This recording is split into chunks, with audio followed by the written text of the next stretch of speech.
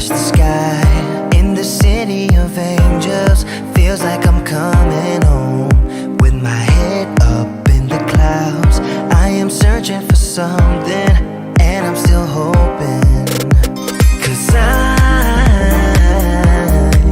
wanna be in, not out, wanna make this all count. Yes, I wanna go crazy now, gonna make this all count. Feeling like a rock star, 'cause tonight I'm getting out of line and it's alright. Feeling like feeling like just as cool as John Wayne in his movies. Feeling like I'm James Dean and I know it. Feeling like feeling like a rock star. Feeling like a rock star. Feeling like a rock star. Feeling like a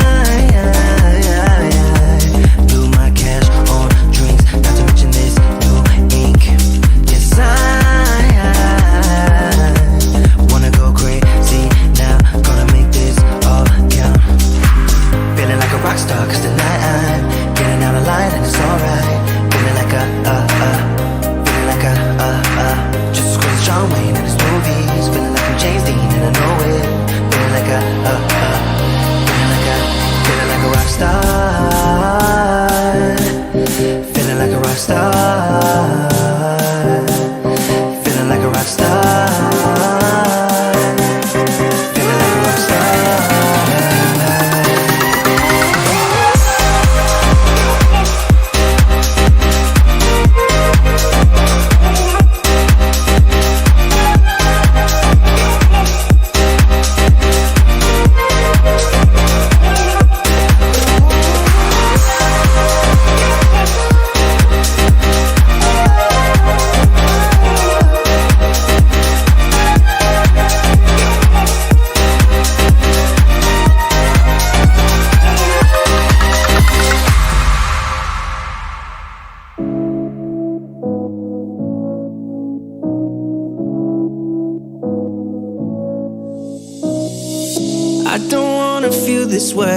But it's not that easy. You're complicating things for me.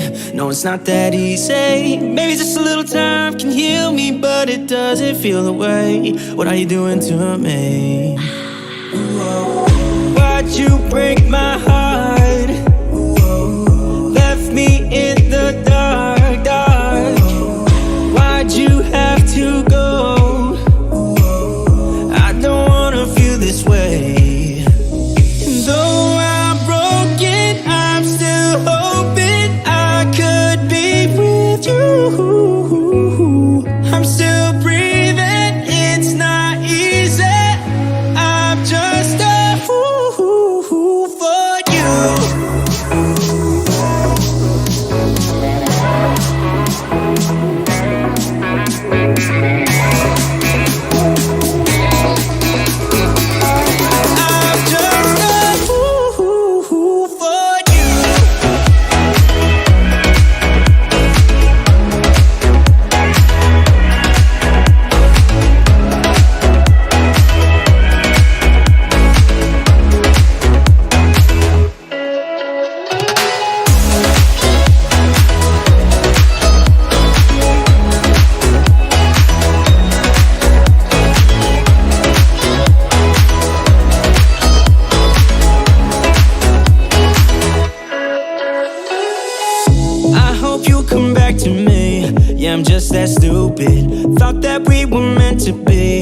I'm just that stupid. Maybe just a little time can make you change your mind about us. I thought that we were meant to be. Why'd you break my heart?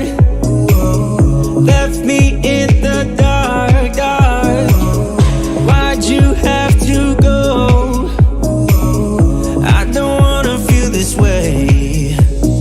Though I'm broken, I'm still hoping I could be with you. I'm still breathing, it's not easy. I'm just a fool for you.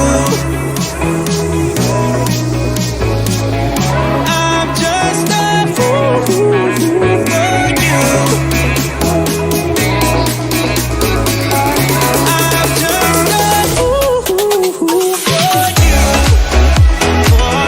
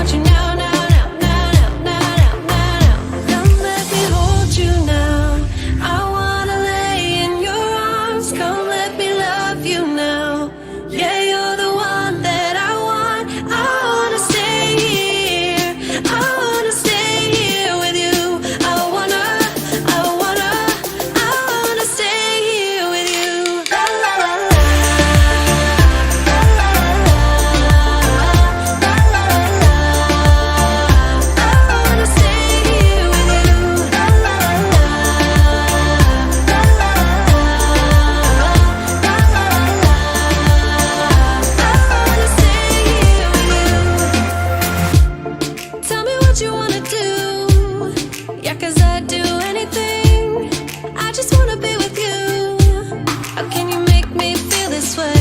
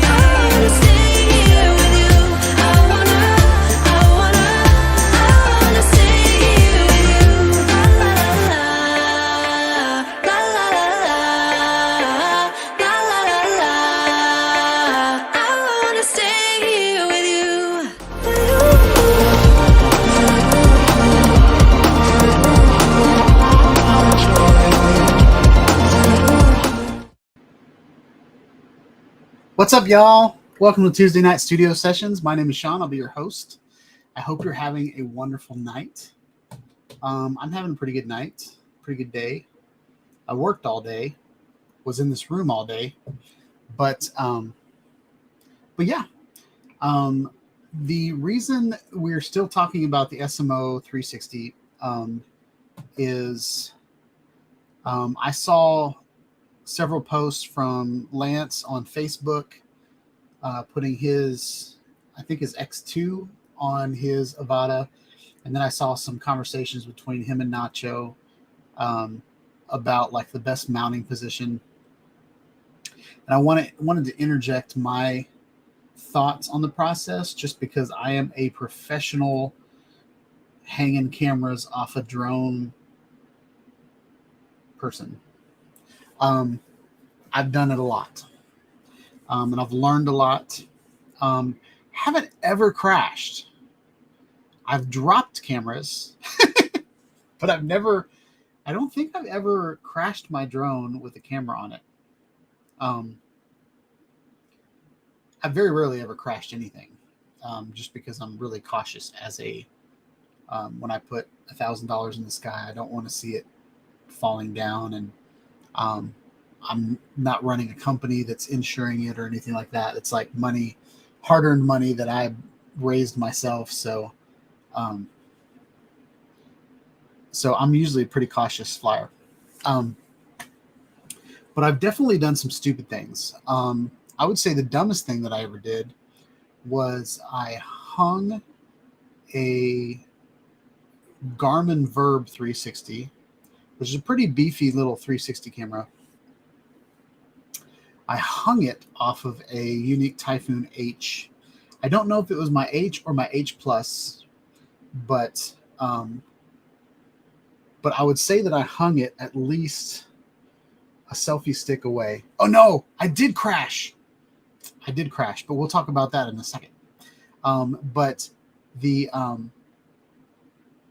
what I did with the Garmin Verb 360 was, I hung it like a selfie stick, and then I got that pendulum of death where it's like, your drone just starts wiggling until it's upside down, and then starts flying straight into the ground. Luckily, that didn't happen. I caught the drone before anything bad happened. Okay, but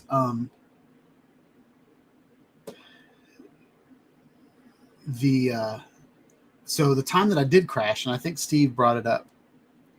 Oh wait, nope, that's a different one. That's where the camera fell into the ground, but the drone I brought down safely. But the crash that I did, I took it was by Unique. I forget now exactly what the name of the drone was. It was like a Q500, I think. Correct me if I'm wrong, but it's kind of the drone that came out before the Typhoon H, and it was pretty beefy drone with big old motors and big. It was a big drone. It was plasticky, kind of like the Phantom 3. But you could unscrew the landing gear and then you could take off, and it was like this huge like FPV drone.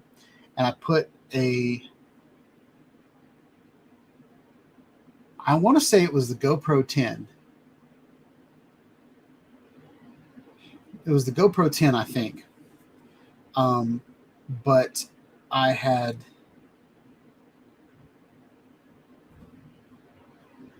and I want to say it was a selfie stick, but I'm not sure. But I had it so my DJI Osmo Mobile would track the drone, and the drone came off the ground, and then I just had the GoPro strapped on with like a Velcro strap, and the camera just kind of slid off and hit the shattered like 3 blades. But the instance that Steve is talking about,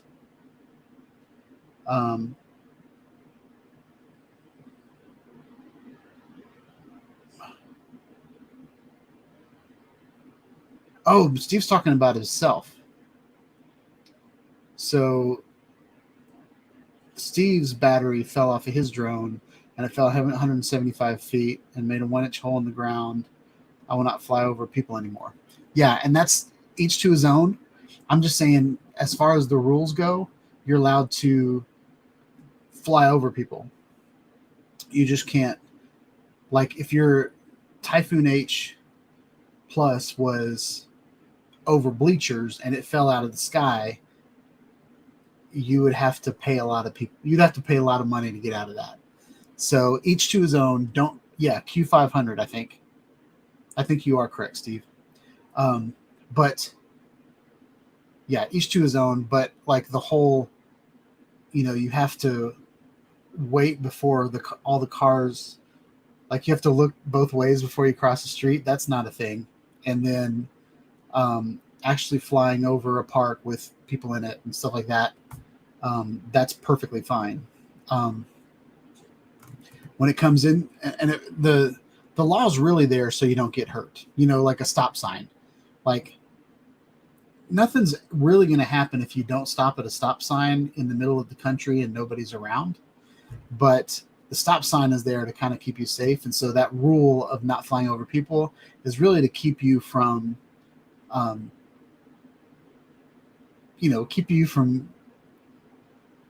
causing a problem and hurting someone and then causing a real beef.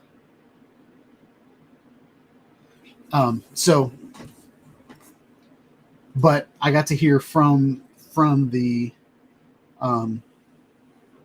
Part 107 itself, you can fly over people.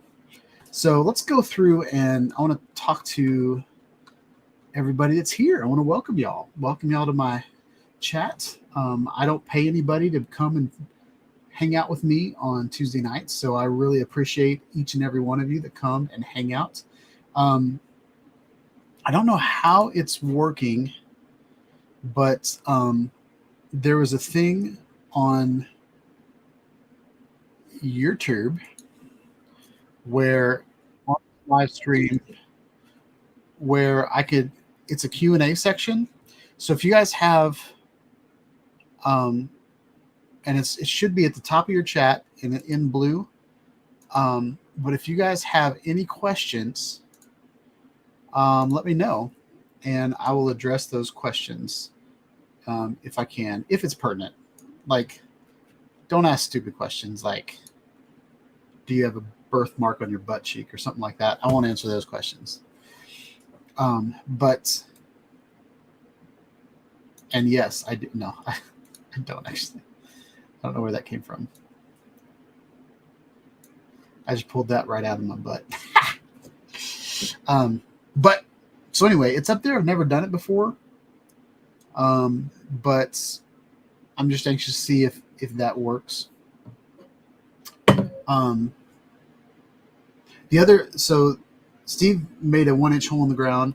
I dropped the original Insta360 off a drone from about 150 feet up in the air, and it was in a ballpark, and it went through the layer of grass into the layer of dirt and was completely buried.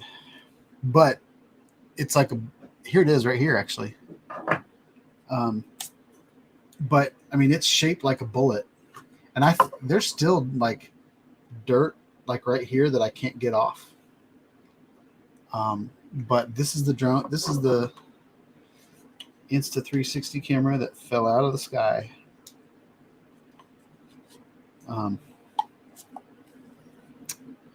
It's a little piece of memorabilia that I may never use again. All right, so let's hit roll call, and I want to discuss hanging things off drones in a minute. So I was the first one here, so I win the prize. I'm just kidding. Steven Drones is in the house. Welcome, Steve. Hope you're having a good night. Eat More Possum is in the house. Brent, I hope you're having a good night. John Carroll, JC Flying is in the house. Just got in from a drone job, so that's pretty cool. And he received his MT2 4-in-1 gimbal, which is awesome. Is that the Hoham? Hoham? Hoham? Hoham? Is that the Hoham gimbal?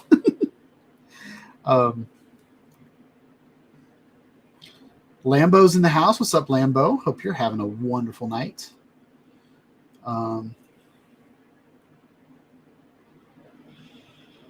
Who else we got? Lambo. I'm trying to do y'all in order. I know there's other people here, but Andrew's in the house. Welcome, Andrew. Barkley is in the house. 107 Drones.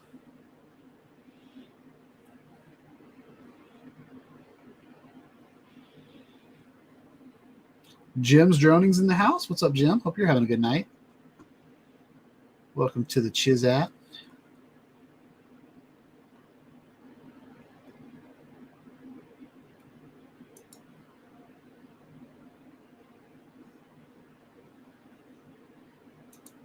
Do I have a hickey on my butt cheek? I don't know.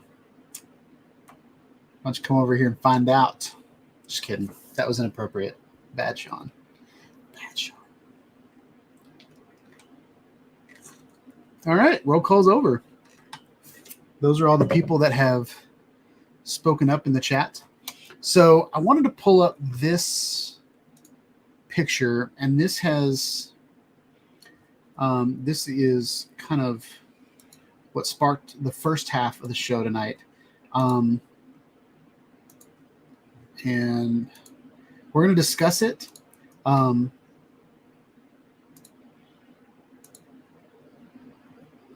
Yeah, I'm going to do that. All right. So, and I'm going to put me down in the corner. All right. So this is part of a discussion that's going on between Lance Sedina and Nacho. And I wanted to bring this picture up because this is after I put up my SMO 360 video. Lance had ordered a 360 mount, and he was going to put it on his Avata, and he flew around the house. It didn't have any issues flying around the house, but he mentioned a couple things to me about what's up, TJ? Hope you're having a good night. Welcome to the chat. But I saw this image on Facebook, and Lance had mentioned on my SMO 360 videos about battery life. And even though my solution with the SMO 360 on the Avata probably takes up just as much battery as his solution, my solution isn't as harsh on the motors. Okay.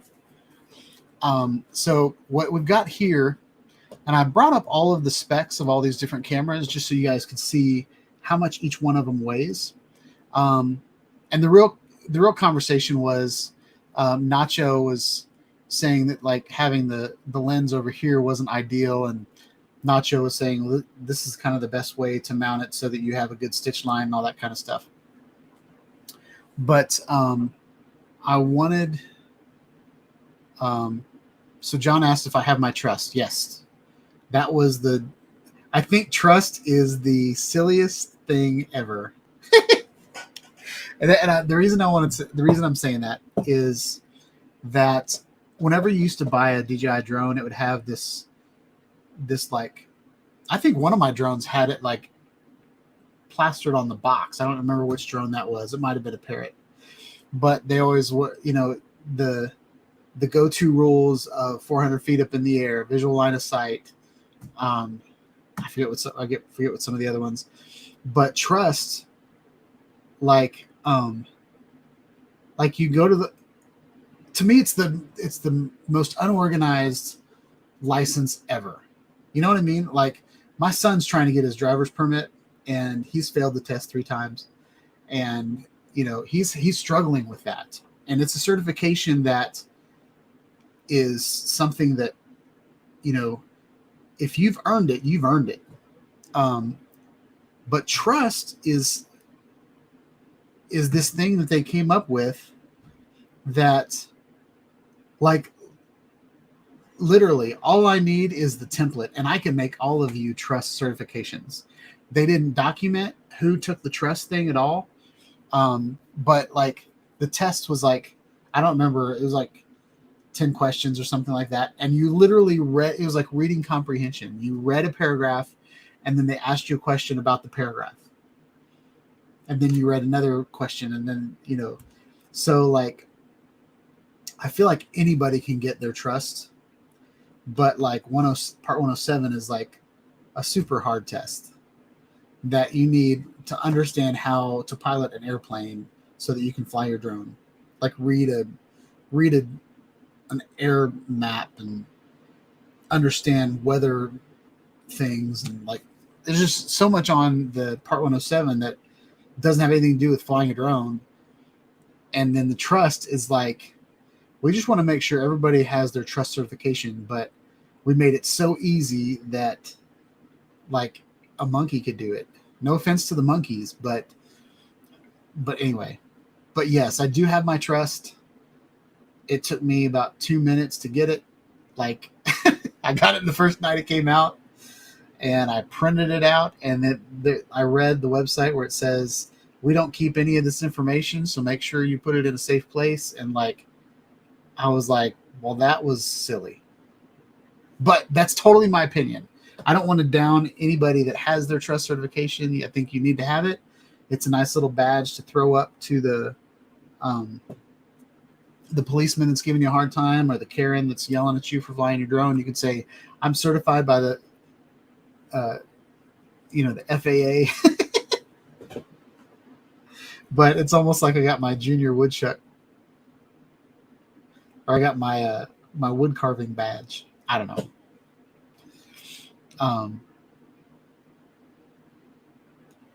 So I missed a lot of your comments while I went on my raid. All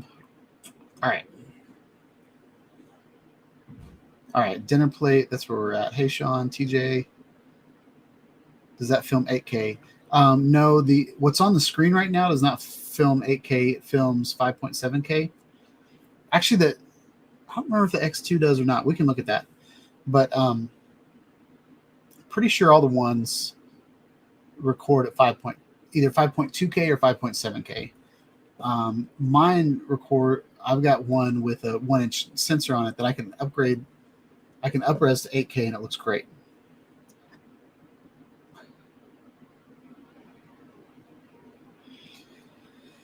So Jim's done the X3 on the Avata. Need to try the 1RS. Mark writes here. What's up, Mark? Well, nachos, don't we very much till? Yeah. So TJ, yeah, it's a recreational license, and it's really just making sure. Like, to me, it's like we have all these attestations at work where you read the sexual assault policy and then you click a button to attest that you read, that you went through the training or whatever. And I really think that's what trust is. Like, we've made you learn, at least you comprehended what that rule was for the 5 minutes you took the test with. Whether you're going to retain that information, like, there are some things I've been talking about on this channel for 7 years, so it's never going to leave my mind. Like, 400 feet is ingrained. 5 miles away from an airport is ingrained in my head. Don't fly over national parks is ingrained in my head. Like, those types of things are like the really, really important ones. And for a while it was, don't fly over cars, don't fly over roads, don't fly over people, don't fly over ball games, like all these things. And then ever since then, they've kind of pulled back on some of those rules, because every high school football game I've ever gone to, there's been at least 3 drones in the sky the whole game. Or at a parade. Steve flies at a parade. He flies near people, right? So if you don't fly over people, if your battery falls out, you're not going to fall on someone. But if your drone has a flyaway and you're near anything, anything's possible to go wrong. One of my favorite videos, it's a DJI Inspire 1, and it flies, I think it flies maybe 1,000 feet up in the air. Like it goes up, and all of a sudden it kind of pivots and then just starts flying up as high as it can go. And then I think it goes up to an atmosphere that it can't fly in, and it just starts flipping around. But like, it's an amazing shot because it's like up above the clouds. You can see the curvature in the earth and stuff like that. But it's a very dangerous video because it was a drone it was a heavy drone, like a 5-pound drone that's the guy had no control over it. So anyway, so let's talk about, what do we got here? So Jim says he's Canadian and he's got trust as well. Very nice. Jim, up in Canada, do you have a completely different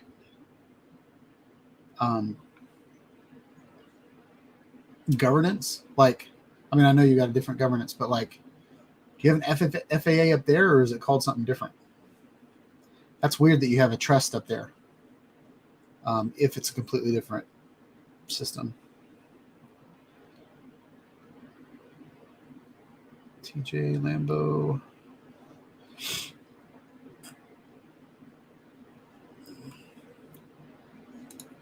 So, Steve, you have a number for the trust, but the FAA doesn't have that number. They have no idea what your number is. Like, you pay them to register your drones, but when you took the trust test, there's a big thing on their website that says we're not going to hold on to this information. So that's what I'm saying. Like, once you took the test and I got the PDF file, I can make all y'all trusts without even taking the test. Like, I'm a graphic designer. It's an ugly little template. What is it? Purple and green and stuff. Like, I mean, I've got the PDF. I can write numbers on there all day.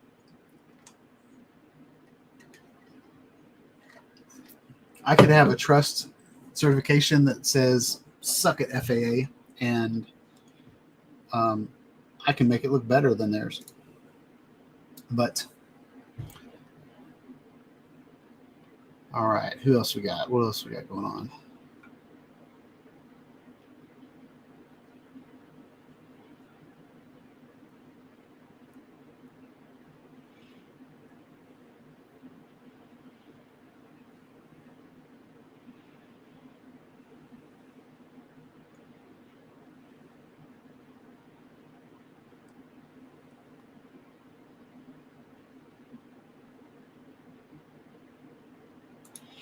So talk to me about this, Lambo.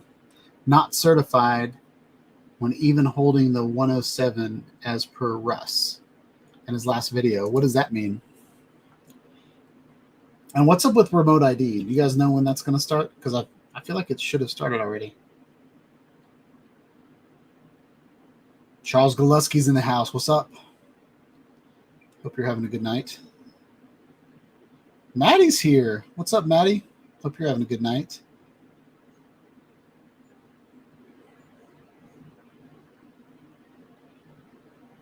So Barkley says Canada requires a practical exam to prove you can actually fly. Nice.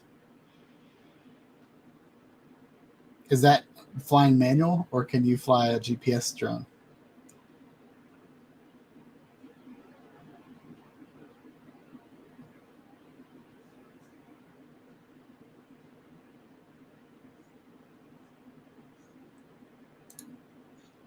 So Mark says we don't have a trust certification in the UK for under 250 grams. We just need to pay for an operator's ID. If you want to fly over 250 grams, you need to take a 40-question test. Whoa. I don't think you need anything under 250 grams here either. I think if, and this is for everybody that doesn't have a Part 107, but with 250 grams, like if your drone is over 250 grams, you need to register it and get trust. And then if it's under 250 grams, I don't think you need to do anything, because you don't have to register it. Now, my Mini 3 Pro, some of the batteries have, the long batteries make it heavier, so you have to register it there. But yeah. Mark.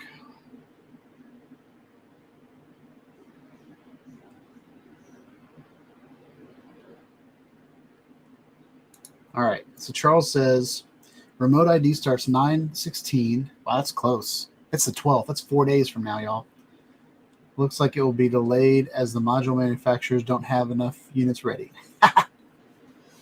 Awesome. So does it actually start on 9/16 for the drones that, like, I can't even fly my Avata without hanging my phone off of it now because the remote ID that isn't even in effect yet.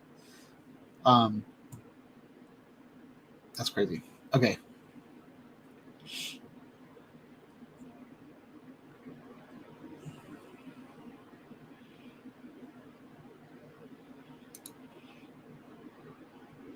So Barkley says 107 pilots are certified, not licensed.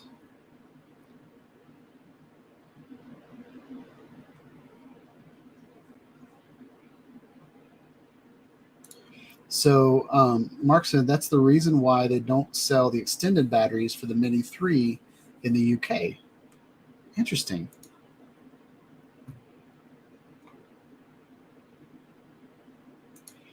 All right, Lambo says he checked into it with the FAA, and they say they don't grant certified pilot status, but only the pilot is a certificate holder showing that they understand the rules, but aren't necessarily certified. So it's a certificate of knowledge is what it looks like. And that's Part 107.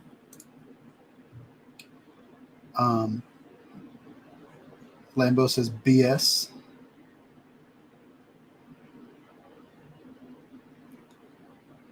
So Charles says that trust is for all drones of any size unless you are only flying inside your own house. Okay. Uh-oh. I started a bad conversation. I should probably back it off. People are starting to use all caps. Not certified, certificated. That's awesome. I like it. Certainly. I feel like y'all could write a song about that.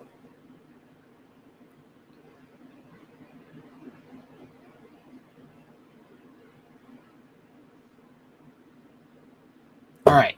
So I want to talk about this real quick. So I've been doing this a long time. I can count. I don't have enough digits to count how many cameras I put on drones over the years.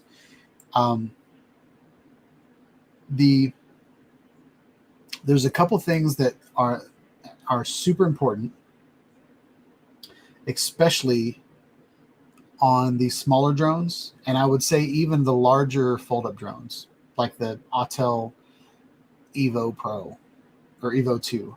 Like, that's a big fold-up drone, but when all of these drones that don't come with a way to attach something to it are not meant to carry much. I'm going to start out with that. Over the years, I have put GoPros, Gear 360s, a 360 Fly, which was like a big, I put two 360 flies on, and you might not even know what those are, but two 360 fly 4Ks on my Mavic Pro, my OG Mavic Pro. And I've got a video of it trying to take off. I have got it propped up on these. I worked at a gas station corporate office, and so we had all these like gas station shelves or whatever. So I had like these two Pepsi shelves, and then the drone kind of straddling those two shelves with the big ball hanging down from it, and took off, and it like dipped down, almost hit the ground, and then pulled up. There was so much weight on that little drone.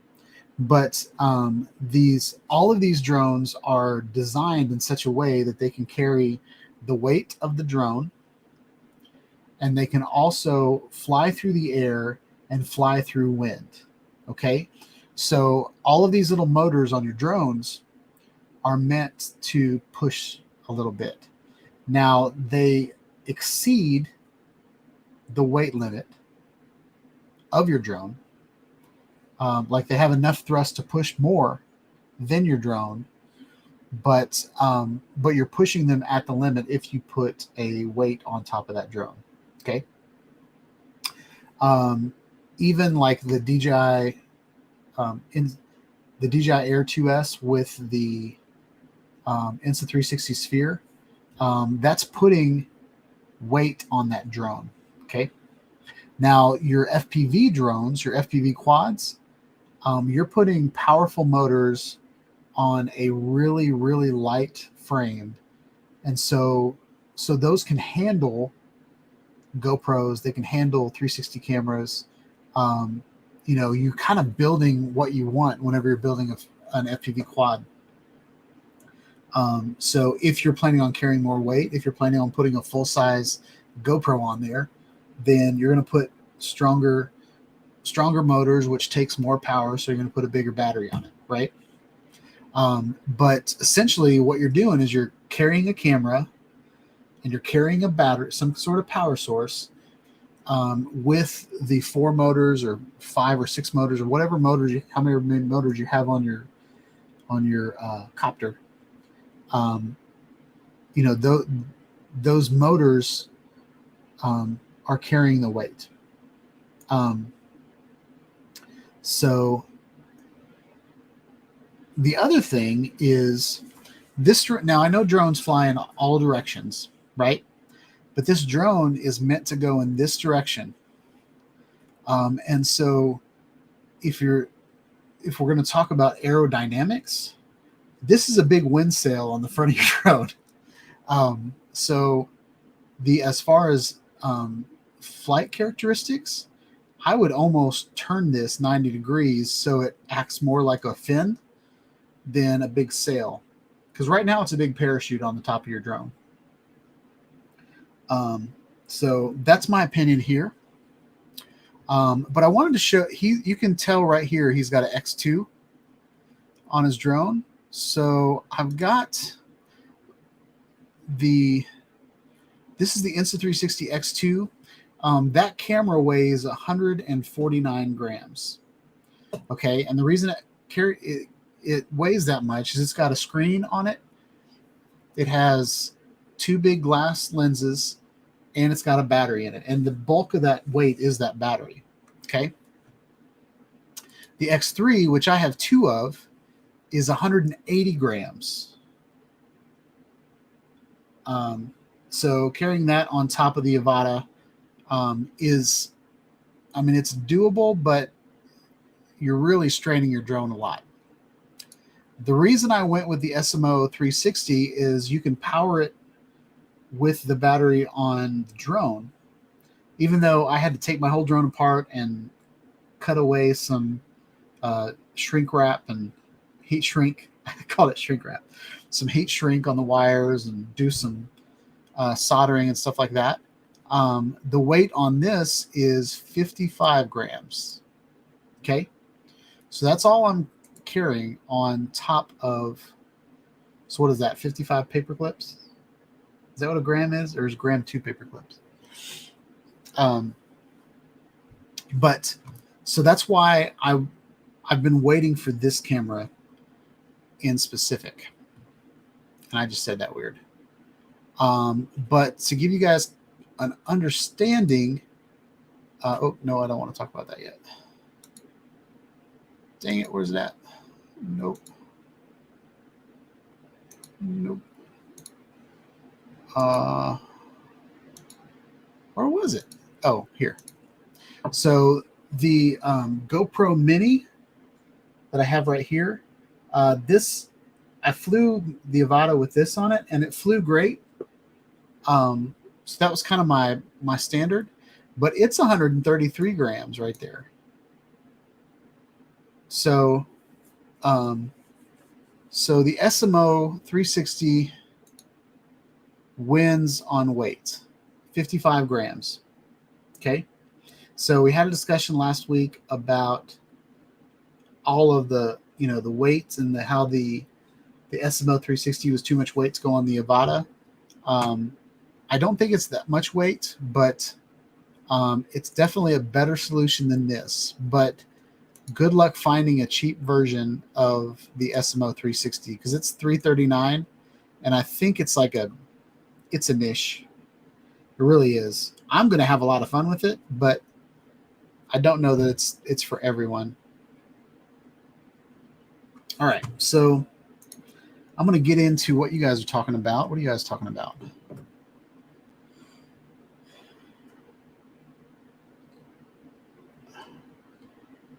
All right, here we go.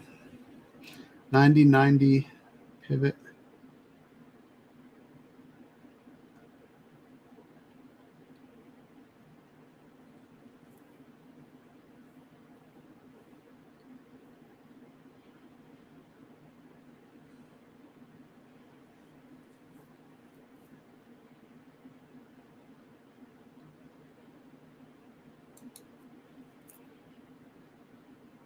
So Jim said, "How would I get the X3 sideways?" Are you asking me on that picture? That was from Lance. I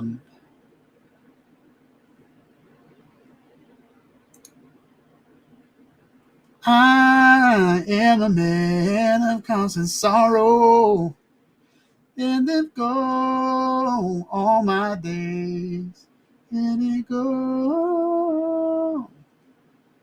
I don't remember how that harmony goes. So I just sorry, I got squirreled by that so hard. So Jim, it's just on how you mount it. I made a mount somewhere.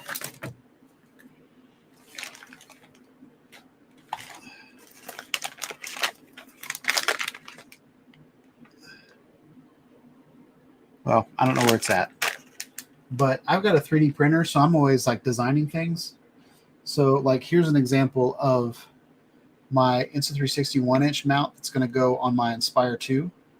And so this is how I'm flying it. I'm actually flying it sideways. So the stitch line goes right up the middle of the drone, and kind of, because I really like the look of the blades full, and under my Inspire is really just kind of black. So you're not missing much if you trim it up a little bit. But yeah, I could design something to make it go straight.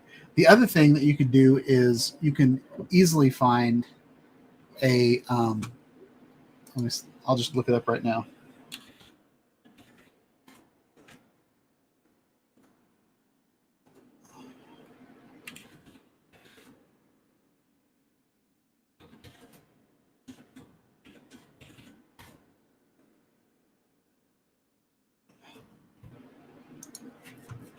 All right, so I typed in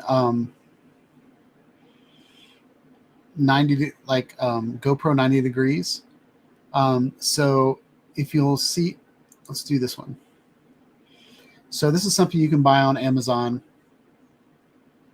And if you look how you attach this to your drone, and then this one right here changes at 90 degrees. So however, whatever mount you have for your drone, you can buy adapters to change it by 90 degrees. Very, very easy.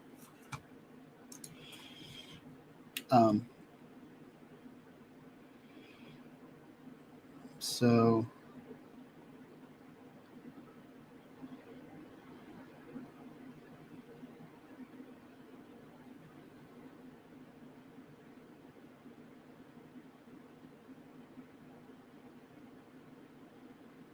all right, I need to catch up to y'all. Y'all are just chatting up a storm.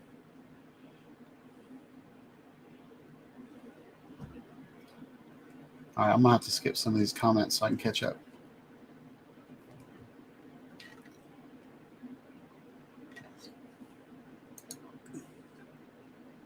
So Lambo's 4th Mini 3 Pro arrives this week. Dang.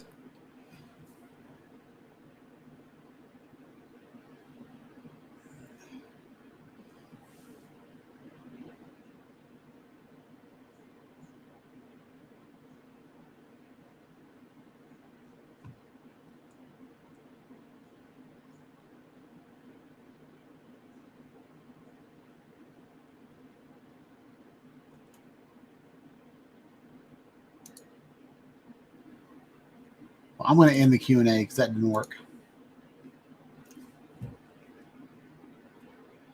All right.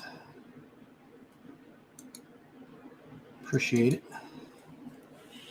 All right. So I do like the Insta360 1R though. Although I really want the 1-inch module. Yeah, the 1-inch is nice. I will say that's kind of what I'm holding out with Insta360. I'm really hoping they come out with an updated version of that. And I'd really, really like to do VR 180 with it. I still might just buy another one. But Bob Casey's in the house. What's up, Bob? Hope you're having a good night.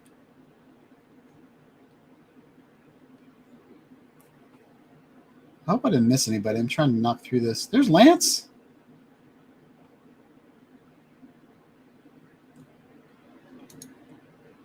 We were just talking about you, Lance. So I was talking about your picture and some in. So I think you should fly like this. I don't know if you were here for the conversation, but I'd get an adapter to rotate it. And that way you've got a nice kind of a shark fin instead of a big sail on the front of your drone. But if you, and I saw the conversation between you and Nacho about kind of the ideal stitch line. So trying to get this candy bar of a camera to get a good stitch line on your Avata might cause it to fly really weird. I saw Nacho had it like hanging off of the front of the drone. My problem with my SMO setup is, which this is the SMO.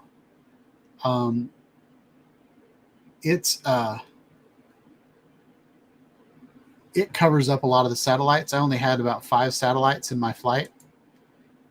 So if you hang it over the GPS unit, which is right here, you're going to affect the satellites.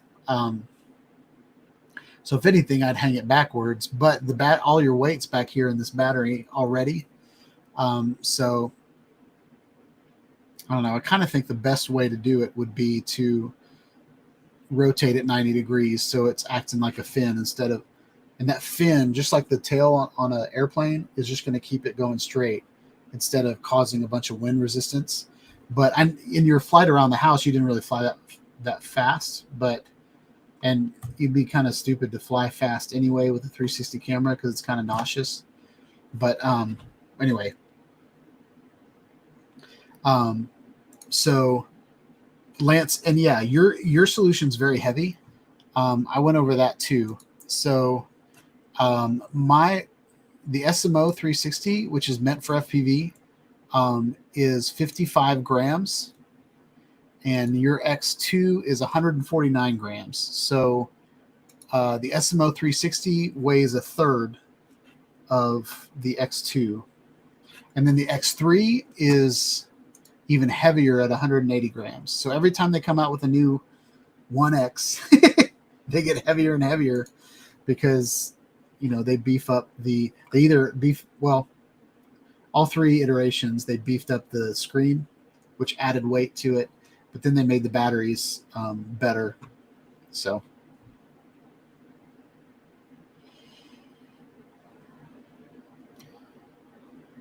so yeah, that's kind of what we were talking about.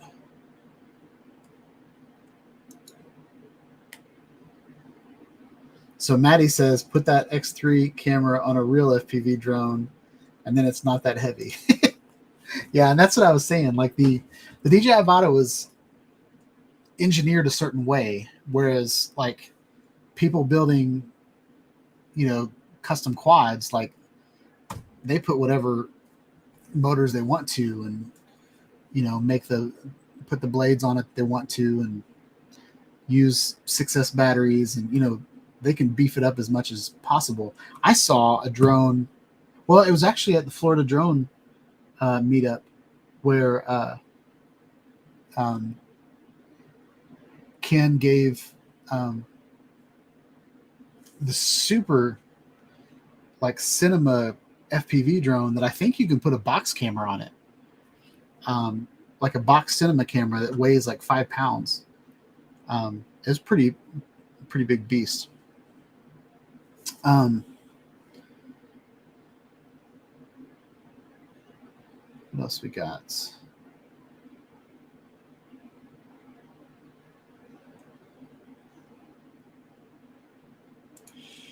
So, Maddie, there's a sale going on right now.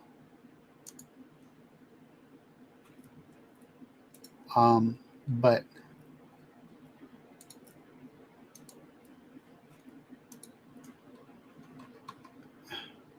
there's 1 day left on the end of the year sale, end of season sale. So the 1-inch edition is $40 off now, but it's a hefty price for a camera. What I've been doing lately is I've been using PayPal Pay in 4, and so what that'll do is so $759, you know, it'll be $200 every 2 weeks is what I've been doing.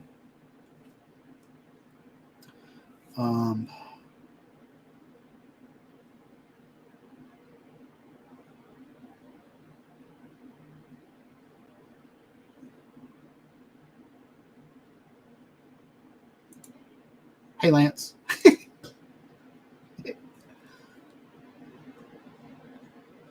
All right. What's up, Capture Live Connection? Welcome to the chat. If you select a frame position on the 1-inch Instrument 360, would it be 1080p? So if you're talking about reframe, I reframe at 4K, but I don't use Insta360 Studio to reframe. And this is kind of my mentality around the whole issue. With YouTube, you can reframe at whatever the crap you want to reframe at. It's going to compress it down. So the rule of thumb, if you have, let's say you have a Canon C100 that only shoots 1080, if it's got a 4K sensor on the camera, and if you post that at 4K, then YouTube's still going to compress the crap out of it. So what I do is I put my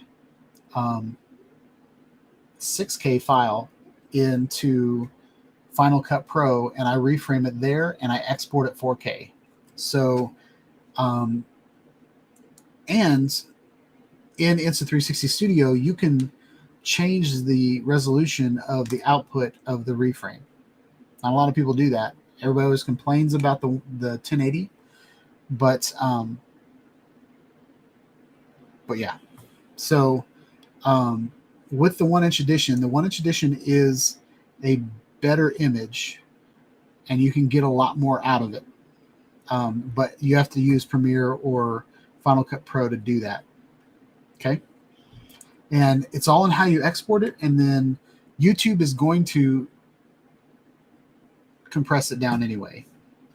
And we're going to talk about that in a little bit. I want to show you guys DOVR. But great question.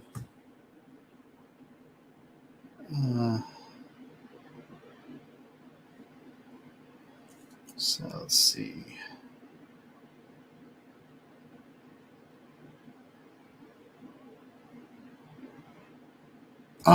Oh, and Capture Life. I'm not sure what your name is. But a good example of a video that I reframed is the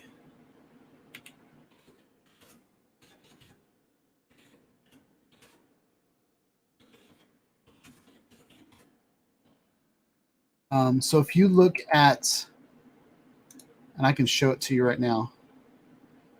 I'm going to do all of my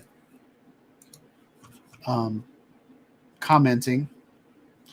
But this video that I made of the South Florida drone meetup was this was done with the Sony FS5, and it's coming through in HD right now, just because my live stream is in HD. But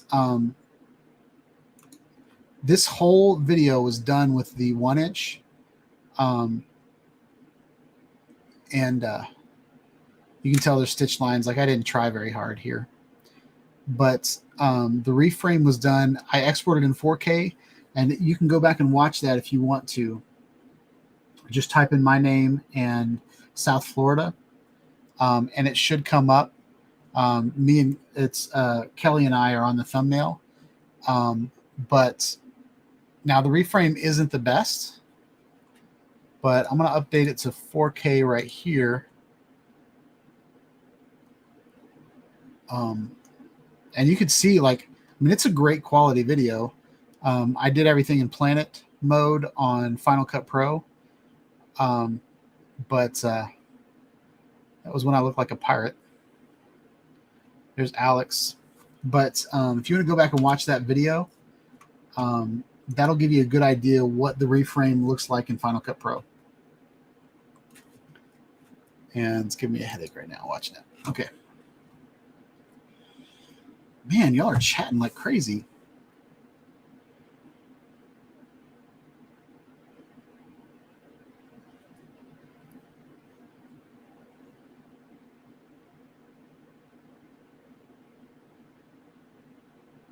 All right. I'm going to skip ahead a little bit.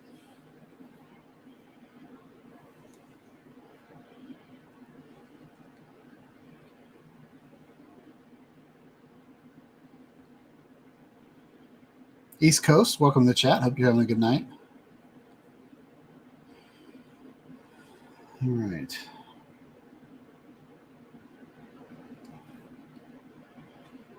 I'm going to need a co-host. Y'all are chatting too fast.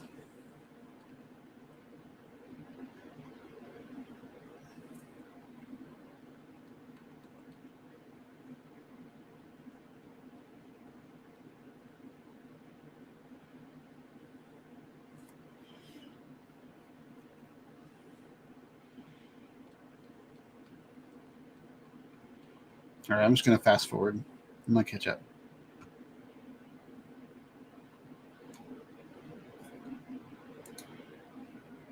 What's up, Captain Joe America?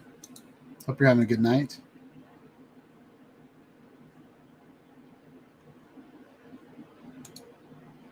You can do it in DaVinci Resolve as well. I just know Premiere. I don't really know what the workflow is in DaVinci Resolve when it comes to reframing. I've never used it for that. I have used Premiere and I have used Final Cut Pro. Final Cut Pro is my favorite because Apple bought Metal. And I don't know if any of y'all are familiar with Metal, but that's some. I believe it started in Premiere, but it was all of these plugins you would buy for editing 360 video in Final Cut Pro, and then Apple just bought them and then freely put it in their Final Cut Pro software. So I bought Final Cut Pro, it is probably 10 years ago for $300, and it's still upgrading itself, which is kind of DaVinci Resolve's plan as well. Like DaVinci, I believe is, you buy a license once and then it continues to upgrade. Unlike Premiere, which kind of makes you pay for it every month, which is stupid. So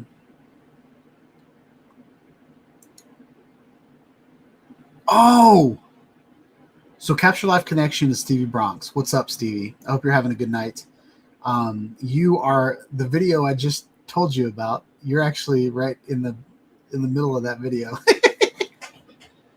I feel stupid now. Like your avatar, like now that I know who you are, I noticed your avatar and I know who you are. But like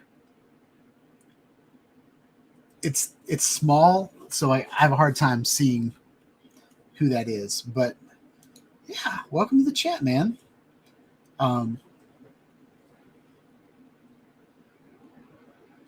So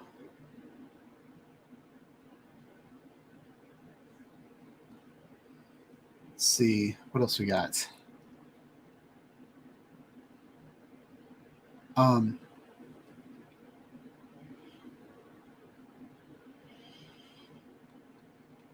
Man, y'all are chatting like crazy tonight. I can't keep up with y'all.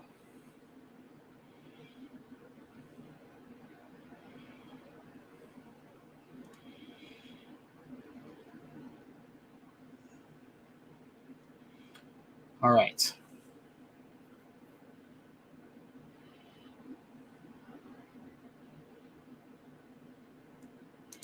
So Jim said that only do reframe in Insta360 Studio and export ProRes, which will go into DaVinci. So that's his opinion. I've just updated to Windows 11 on this computer, so I can't show you guys what I'm talking about.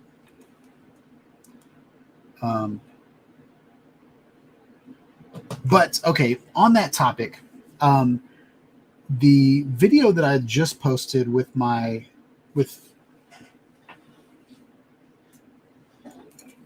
this setup. So this is my DJI Avata with the SMO 360, which is really just the two lenses and a little motherboard in there. And then the battery is running off of the DJI Avata's battery. So the battery life is less because I'm using that one battery to power two things instead of one. But the weight doesn't put much strain on the motors, which is the good thing. So I'm thinking about moving this setup over to an Axis flying situation. But I wasn't when I went into my my Meta Quest 2. I watched it on YouTube and I wasn't as happy with it as I thought I would be. The YouTube has changed what they're doing, and in order to get full resolution, you got to pay for it.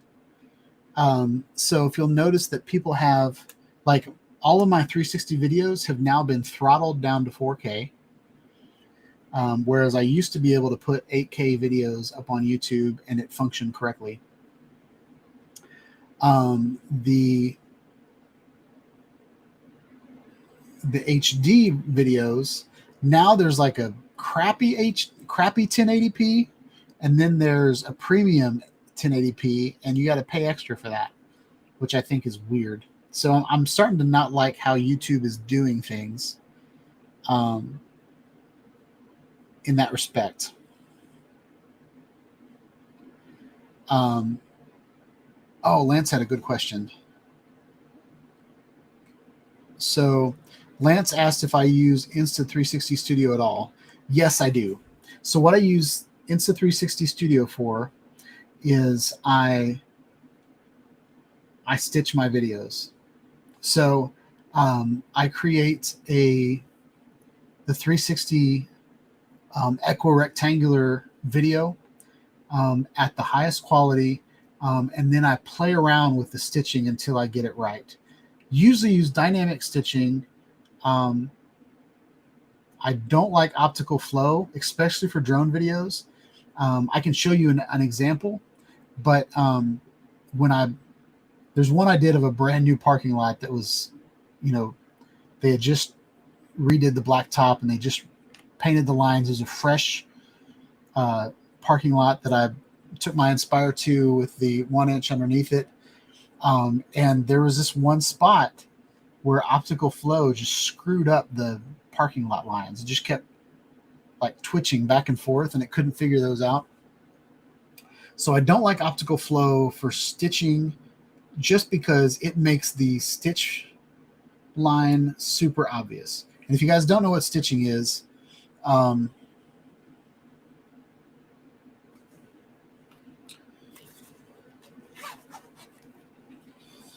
so this is the X2, I think. Yep, this is the X2. And so this little space in here, like this lens records over here, this lens records over here, and then depending on how thick your camera is, there's a stitch line in the middle that your software has to stitch together to make the whole 360. The thinner the camera, the less stitching your software has to do. But I use some pretty thick cameras, so that stitch line can be an issue. But Lance, to answer your question, yes, I do use Insta360 Studio. Not to reframe though. I have done some, like if I'm doing a quick video that I'm not too concerned about the resolution, and I want to do some tracking, I'll use Insta360 Studio. But I don't like how it compresses some things. So I generally use Final Cut Pro to do everything. So I'll stitch, because your like your video file that comes in isn't necessarily stitched yet. So I'll use it to create a good render. I'll even use it to cut out parts that I don't need, and just render a 360 video. And then I'll bring that 360 video into Final Cut Pro, and I'll cut it and color grade it and do everything there. But the important things to do in the studio is to use the native resolution that it came in as. So don't change the resolution to something smaller, and then bring it into Final Cut Pro at its largest file size and resolution and bit rate, and then use Final Cut Pro to do all the rendering. And Final Cut Pro is actually a lot faster on my Mac because it's designed for it than Insta360 Studio. But Lance, I can do a complete workflow tutorial for you on my channel if you want to. It's been a while since I've done a 360 tutorial. So that's a good transition to what the other thing that I wanted to talk about.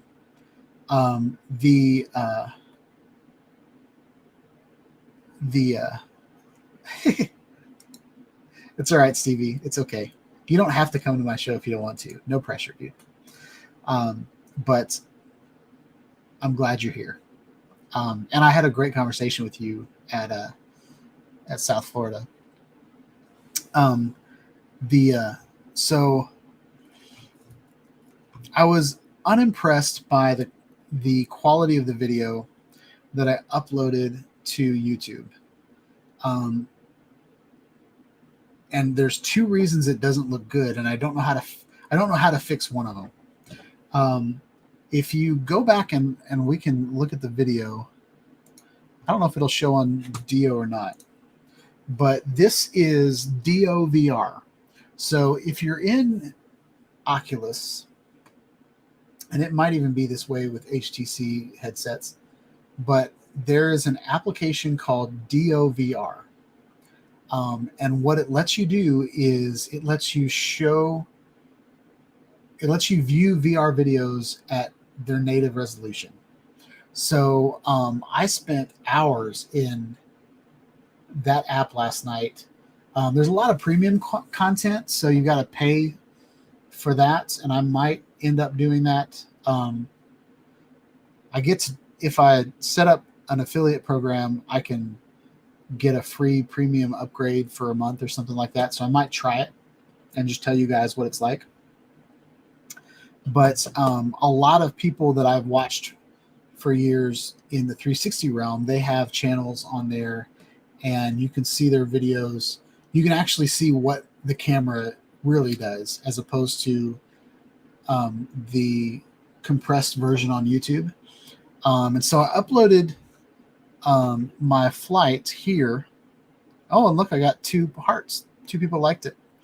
But I uploaded it yesterday. And I'm going to refresh the screen to see if my other video made it. So I also uploaded an 8K 360 version of a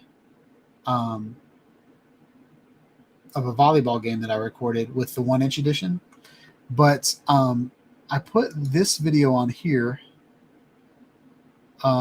So right here it says this is VR content. Download the DOVR app to watch in VR. Okay. But but I wanted to show this to you. This, go ahead and mute it so I can talk. But so this is the 360 video that I uploaded. And one of the reasons why I think this didn't turn out the way that I thought it would, like right there, the resolution on these are pretty good, but like the grass is kind of muddy, everything's kind of muddy, right? But if you look at the drone, well, even the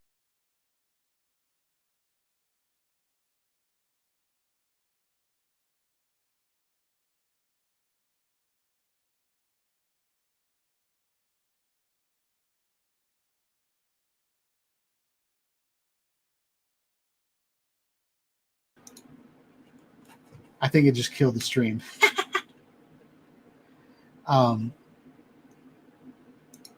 But I'm going to stop that because it's utilizing too many resources.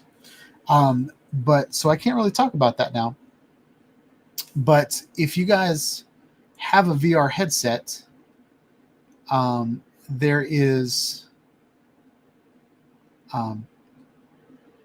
DOVR is where you should probably show your 360 content.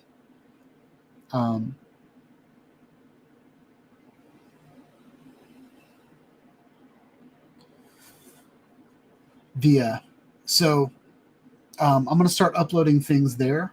But I'm really getting back into VR stuff. Just the SMO 360 kind of, I don't know, kind of rekindled this flame in me. But a couple things that I wanted to talk about in that app last night, I watched this guy's channel and it was amazing. And it was VR done with 2 DJI Action 3s. Is it the 3? The 3 that is kind of the mini little camera. He had 2 of those, and he was making these amazing videos. And so I'm going to try to figure out how to do a VR 180 experience with 2 Insta360 X3s. So I'm going to try to figure that out, and I'm going to make a video about it, and then we're going to look at it.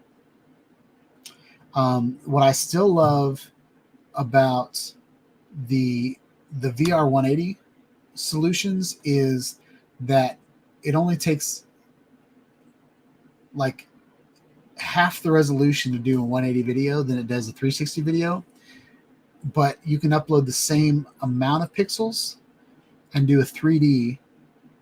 So anyway, I'm going to play around with that and see if I can get that working.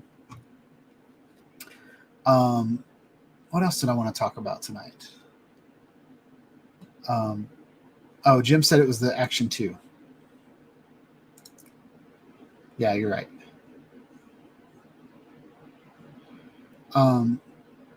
So, okay. The other thing I want to talk to you about, and this came up on my Insta360, or no, my VR 180 video where I had kind of a GoPro. I used 2 GoPro mods to make a VR 180 video, and I actually made 2 VR 180 videos, but the process was a little crazy. But I wanted to bring up this and just talk about this for a moment. So, not that picture. So check this out, y'all. So the Hero 12 is out. One of the leaked videos one of the leaked images was just a leak. It does not have a 1-inch sensor in it. So I'm not as excited about this as I was. But there's a couple things that I am excited about, and they go hand in hand with the VR 180 setup. So a couple years ago, a guy took 2 GoPro Hero 10s and made a VR 180 setup, put it on a gimbal, and walked around like a mosque or something like that. And it got me, kind of jazzed up about turning 2 GoPros into VR 180 setup.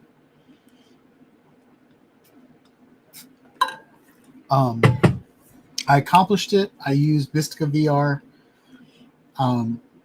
to set up the files, but I feel like I can do it all in Final Cut Pro. I feel like I can, and so I'm going to try to figure that out, because I think the workflow in Final Cut Pro I think will be a lot easier than using Mystica VR, because it's a subscription service and all that. But there's 2 things that the GoPro Hero 12 has in it that I'm excited about. One is time code. So you can have all of your cameras record time code with the videos, and as long as they're synced up, then in post-editing, the time code will align all of your videos automatically. So that's awesome. You can use time code to sync up your videos. Final Cut Pro doesn't have much of a problem if you do like 3 claps or 3 snaps in a circle. Just kidding. If you do that, you can see those spikes, and those spikes will be on all your videos, and it can align it perfectly anyway. But the other thing is they have a Max Mod 2.0, which gives you even more of a wide scenario. So creating 3D video with that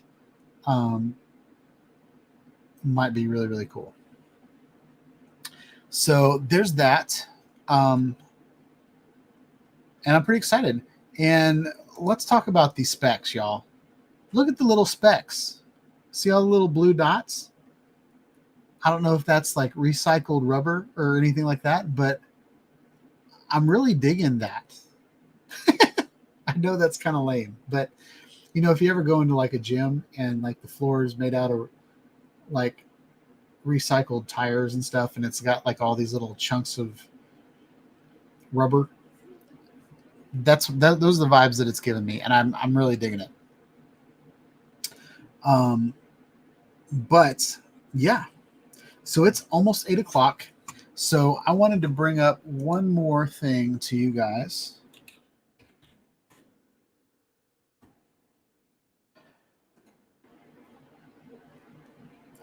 And we will catch up to videos next week. But I wanted to let you guys know that Project U in the club is due in a couple weeks, y'all. I don't know how this came up so fast. I haven't been talking about it much, but Steven Drones has a submission, and Chris from Sunrise Water Media.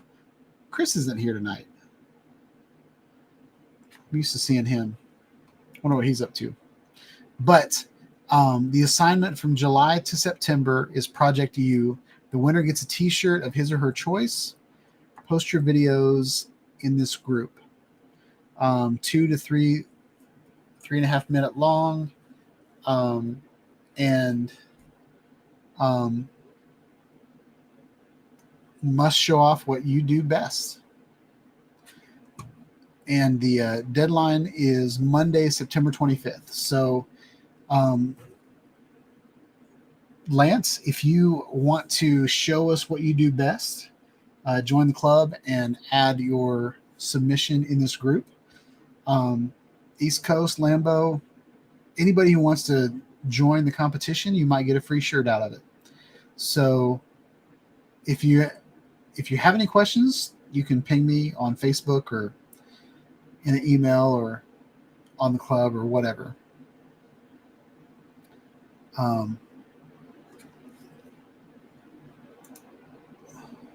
So Lambo said, couple weeks, great.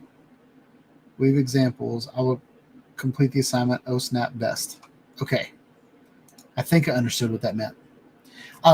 So yeah. And if you guys have any suggestions of a t-shirt that you would like, I know Steven Drones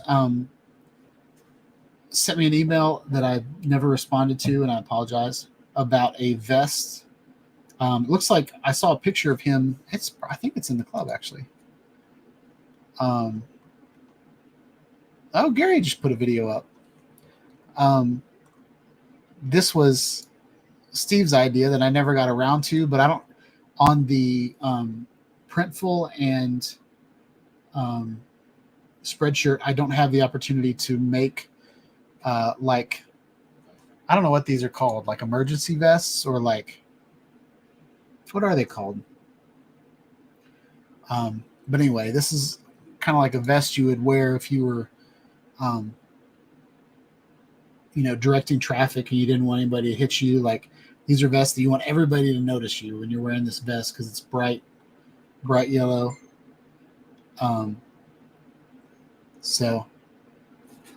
But he got that done. But if you guys have any suggestions on drone t-shirts you would like me to design, I can before that competition. So yeah. Well, I'm tired, y'all. It has been a wonderful show. A lot of people showed up, and there were so many comments that I had a hard time keeping up tonight. But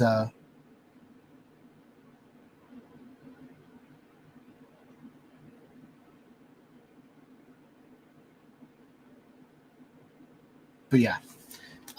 Sorry, I was reading the comments again. Hope you guys have a wonderful week. I will continue to take you on my droning 3D journey. In that DOVR app, there were several drone videos that were pretty awesome to watch in full 8K VR. So I'm going to go back and take a lot of the 360 video that I've taken over the years and put it on that app as just kind of an archive of my VR shenanigans. But I appreciate all the positive vibes you guys are giving me, and yeah, just keep watching the channel and keep adoring me. I'm just kidding. But please like, subscribe, tell all your friends. Click the bell for notifications when I put out more live streams and more videos about drones, action cameras, 360 cameras, regular cameras, live streaming, all the good stuff. Have a wonderful week, y'all. Peace out.